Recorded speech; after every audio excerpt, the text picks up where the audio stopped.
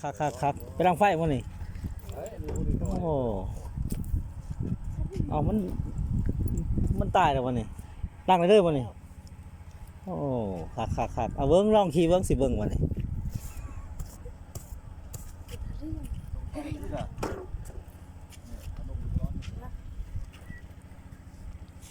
บุครึ่งเอาปึ๊บเล็กน้อยออกตีเล็กน้อยมันสิลมใส่หันโอเคโอ้เอาลูกขึ้นน้ำอีกวะนี่โอ้ยโอ้ยยาโนบหมดเลยเฮ้ยแน่นอนโอ้แน่นอนเลย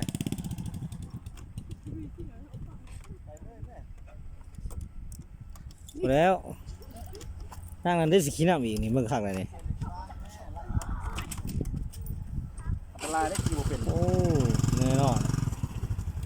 เก่งได้ไปน่าขี่ต้องการอีกไหนบนยางไหนน่าเนี่ยหรอธรรมดาโอ้